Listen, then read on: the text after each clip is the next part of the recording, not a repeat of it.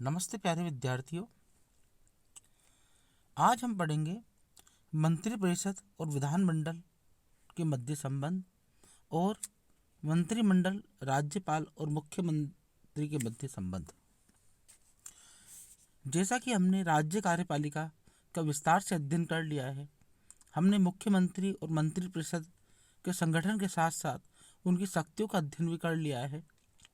तो इस प्रकार स्पष्ट है कि मंत्रिपरिषद का अध्यक्ष मुख्यमंत्री होता है और मुख्यमंत्री ही विधानसभा का अध्यक्ष होता है। मंत्रिपरिषद का मुख्य कार्य मुख्यतः कानूनों के लिए विधेयकों को तैयार करना होता है और इन्हें पारित कराने का कार्य विधानसभा द्वारा किया जाता है। यानी कि मंत्रिपरिषद के विभाग जिन कानूनों या विधेयकों को तैयार करते हैं, उन्हें पारित करने का काम विधानमंडल के द्वारा किया जाता है। संविधान के द्वारा राज्य में भी संसदात्मक व्यवस्था को अपनाया गया है। इसी कारण मंत्रिपरिषद का उद्भव विधानमंडल से होता है। मंत्रिपरिषद के प्रत्येक सदस्य के लिए राज्य विधानमंडल के किसी एक सदन का सदस्य होना आवश्यक है। यानी कि अगर कोई ऐसा व्यक्ति को मंत्री बनाया जाता है जो विधानमंडल का सदस्य नहीं है, तो उसे 6 माह के अंदर सदस्यता लेनी होगी, अन्यथा उन्हें त्यागपत्र मंत्रिपरिषद से देना पड़ेगा। कहने का तात्पर्य है कि मंत्रिपरिषद के सदस्य के लिए विधानमंडल का सदस्य होना आवश्यक है। संविधान के अनुच्छेद जो 164 ये बतलाता है कि मंत्रिपरिषद विधान परिषद के प्रति उत्तरदायी होगी। यानी कि जब तक विधानसभा में यानी विधानमंडल के निम्न सदन में सरकार का बहुमत है, तब तक की सरकार अस्तित्व में रहती है और जिस दिन वो बहुमत खो देती है, अविश्वास प्रस्ताव पर हार जाए या फिर विश्वास प्रस्ताव सिद्ध करने में असफल हो, तो ऐसी स्थिति में सरकार को मंत्रिपरिषद को इस्तीफा देना पड़ता है। इस प्रकार हम कह सकते हैं कि मंत्रिपरिषद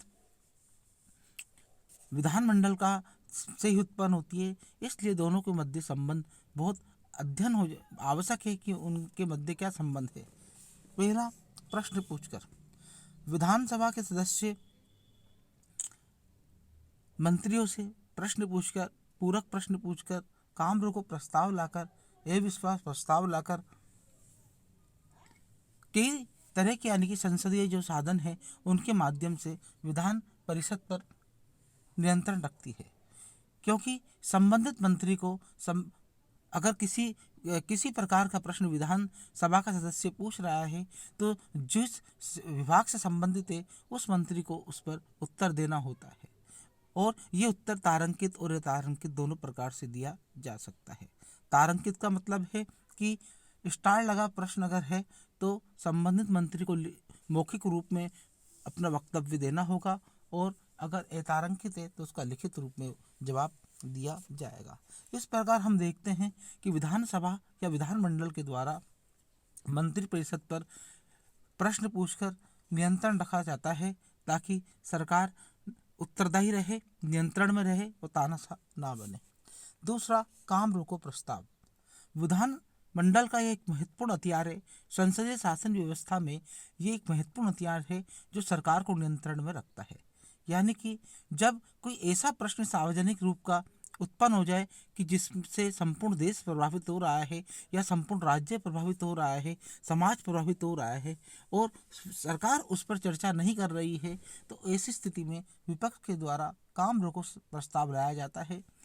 जब ये प्रस्ताव रखा जाता है तो विधानसभा में जो कार्रवाई चल रही है, जो प्रश्न चल रहे हैं, वो सब स्थगित हो जाते हैं और अब केवल विधानसभा या विधानमंडल का सारा ध्यान उस ओर एकत्र हो जाता है और सरकार का ध्यान भी उस ओर एकत्र हो जाता है और सरकार को उस पर चर्चा करनी होती है, अपनी नीति बतानी होती है, अपने उद्देश्य को स्पष्ट करना होता है और भविष्य की जो कार्य योजना है उसको स्पष्ट करना होता है ताकि जो समस्या उत्पन्न हुई है उस समस्या का जल्द समाधान निकाला जा सके।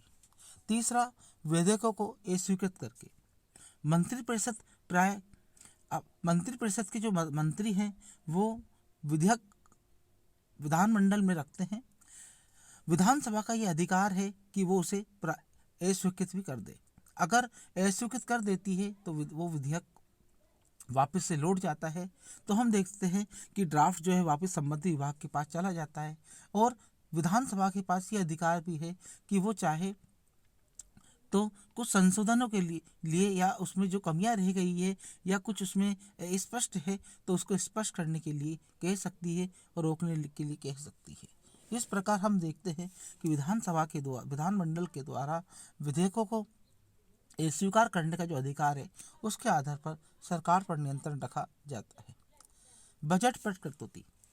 प्रतिवर्ष आय व्यय का लेखा जोखा बजट वित्त मंत्री के द्वारा निम्न सदन यानी कि विधान सभा में प्रस्तुत किया जाता है और विधानसभा उस पर चर्चा करती है। अगर विपक्ष कटौती प्रस्ताव लाता है और 1 रुपये की भी कटौती हो जाती है तो संपूर्ण सरकार को त्यागपत्र देना पड़ता है। ये एक महत्वपूर्ण हथियार है विपक्ष का, लेकिन प्राय ये देखा गया है कि आज तक भारतीय इतिहास में ऐसा इस आधार पर सरकार कभी भी नहीं गिरी है। 5वां प्रशासनिक जांच। विधानमंडल मंत्रिमंडल के कार्यों की जांच पड़ताल के लिए एक जांच समिति स्थापित कर सकती है और सरकार के हिसाब किताब की जांच के लिए लेखा परीक्षक नियुक्त कर सकता है, ताकि जो सार्वजनिक व्यय हो रहा है उस पर नियंत्रण रखा जा सके, स्पष्टता लाया जा सके, स्वच्छता रखी जा सके, पारदर्शिता रखी जा सके, ताकि व्यय अनुचित ना हो, भ्रष्टाचार ना हो। अविश्वास प्रस्ताव। विधानसभा का ये एक बहुत महत्वपूर्ण अधिकार है। अगर विधानसभा को लगता है कि सरकार ने बहुमत खो दिया है या राज्य में ऐसी राजनीतिक परिस्थिति उत्पन्न हो गई है कि विपक्ष को लगता है कि सरकार के पास पर्याप्त संख्या बल नहीं है और दलों में फूट हो गई है या जिस दल की सरकार है उसमें फूट खींचातानी चल रही है, तो विपक्ष के द्वारा विधानसभा में अविश्वास प्रस्ताव लाया जाता है। अगर ये प्रस्ताव पारित हो जाता है तो सरकार को इस्तीफा देना पड़ता है। इस प्रकार सैद्धांतिक दृष्टि से विधानमंडल विशेषता विधानसभा मंत्रिमंडल के कार्यों पर नियंत्रण रखती है तथा उसे हटा भी सकती है, लेकिन व्यावहारिक स्थिति इसके अलग है। व्यवहार में विधानसभा मंत्रिमंडल पर नियंत्रण नहीं रखती है, वरन मंत्रिमंडल द्वारा विधानसभा पर निम्नलिखित साधनों के आधार पर पर्याप्त नियंत्रण रखा जाता है। जैसे मुख्यमंत्री विधानसभा के बहुमत दल का नेता होने के कारण विधानसभा पर नियंत्रण रखता है। विधानसभा के बहुमत दल के सदस्य दलीय अनुशासन के कारण मुख्यमंत्री का समर्थन करने के लिए विवश होते हैं, क्योंकि सब मुख्यमंत्री के अधीन कार्य करते हैं। दूसरा, कानून निर्माण के क्षेत्र में भी नेतृत्व मंत्रिमंडल के द्वारा ही किया जाता है। यदि कहा जाए कि कानून निर्माण का कार्य मंत्रिमंडल की सहमति से विधानमंडल की सहमति से मंत्रिमंडल के द्वारा किया जाता है तो अनुचित नहीं होगा। और आजकल लोक कल्याणकारी राज्य के स्वरूप के अंदर हम देखते हैं कि कार्यपालिका को बहुत महत्वपूर्ण शक्तियाँ प्राप्त हो गई है और इस कारण कार्यपालिका का महत्व दिनों दिन बढ़ता चला जा रहा है और व्यवस्थापिका के जो कार्य है पद्धति है उसमें हास्य होता जा रहा है। तीसरा, वित्तीय क्षेत्र में वित्त मंत्री जिस रूप में बजट पेश करता है विधानसभा के द्वारा उसे उसी रूप में स्वीकार किया जाता है, क्योंकि अगर बजट में कटौती हो जाती है तो सरकार को इस्तीफा देना पड़ता है। विधानसभा पर मंत्रिमंडल के नियंत्रण का सबसे महत्वपूर्ण हथियार है मुख्यमंत्री के द्वारा विधानसभा को भंग करना। मुख्यमंत्री जब चाहे इस्तीफा देकर विधानसभा को भंग कर सकता है। तो हम देखते हैं कि उस स्थिति के अंदर राजनीतिक अस्थिरता उत्पन्न हो जाती है और कोई भी दल नहीं चाहता है कि ऐसी स्थिति उत्पन्न हो। अतः वास्तव में राज्य मंत्रिपरिषद और विधानसभा का पारस्परिक संबंध इस बात पर निर्भर करता है कि एक राजनीतिक दल का मंत्रिमंडल है या मिलीजुली मंत्रिमंडल है, इस पर बहुत महत्वपूर्ण होता है। एक राजनीतिक दल का मंत्रिमंडल मिलीजुले मंत्रिमंडल की अपेक्षा विधानमंडल के साथ संबंध में अधिक शक्ति का परिचय देता है। कहने का तात्पर्य यहाँ पर यह है कि अगर मिलीजुली सरकार है तो उस स्थिति के अंदर सरकार जो है उसके अंदर प्राय सामंजस्य कम देखने को मिलता है। राज्यपाल और मंत्रिपरिषद या राज्यपाल और मुख्यमंत्री। संविधान के अनुच्छेद 163 में कहा गया है कि राज्यपाल को उसके कार्यों के संपादन में सहायता और परामर्श देने के लिए एक मंत्रिपरिषद होगी जिसका प्रधान मुख्यमंत्री होगा। लेकिन ये संवैधानिक शब्दावली है और जहाँ तक व्यवहार का संबंध है संसदीय शासन प्रणाली होने के कारण मंत्रिपरिषद राज्य की वास्तविक कार्यपालिका शक्ति होती है।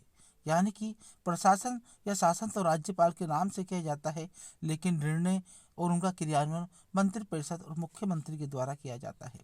सामान्य परिस्थितियों में राज्यपाल से मंत्रियों की मंत्रणा के आधार पर ही कार्य की आशा की जाती है। यद्यपि संविधान में कोई ऐसी बात नहीं है जो राज्यपाल को मंत्रियों की मंत्रणा मानने के लिए बाध्य करती हो, लेकिन फिर भी संस्थात्मक व्यवस्था की राजनीतिक आवश्यकता के रूप में उसे मंत्रियों की जो मंत्रणा है उसे माननी होती है।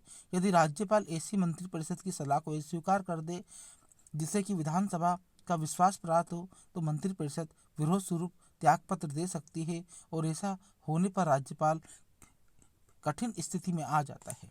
अनुच्छेद 167 के अनुसार राज्य के मुख्यमंत्री का ये कर्तव्य है कि राज्य प्रशासन से संबंधित मंत्रिपरिषद के सभी निर्णयों और विचाराधीन विधेयक की सूचना राज्यपाल को दे, और राज्यपाल इन संबंध में अन्य आवश्यक जानकारी भी मांग सकता है। मुख्यमंत्री से प्राप्त इन सूचनाओं के आधार पर राज्यपाल द्वारा मंत्रिपरिषद को परामर्श देने, प्रोत्साहित करने और चेतावनी देने का कार्य किया जाता है। लेकिन इस तरह की सलाह और चेतावनी के बावजूद मंत्रिपरिषद द्वारा एक बार निर्णय लेने के बाद राज्यपाल उसे स्वीकार करने के लिए बाध्य होता है।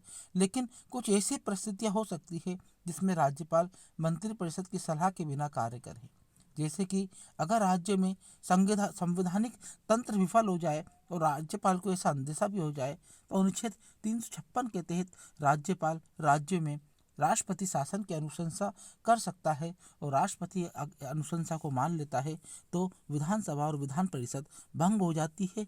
और उस परिस्थिति के अंदर हम देखते हैं कि राज्यपाल का शासन ही लागू हो जाता है, जो कि संसद के द्वारा चलता है।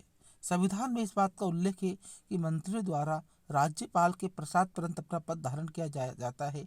इसका शाब्दिक अर्थ ये लिया जाता है कि राज्यपाल मंत्रियों को हटा सकेगा, लेकिन ऐसा नहीं है। राज्यपाल को हटाने का जो अधिकार है वो मंत्री को जो हटाने का अधिकार है वो केवल मुख्यमंत्री को ही है। इस प्रकार हमने विस्तार से राज्य कार्यपालिका का अध्ययन कर लिया है, और भारतीय राजनीतिक व्यवस्था में इसको समझना और तकनीकी रूप से जानना बहुत आवश्यक है। धन्यवाद बच्चों।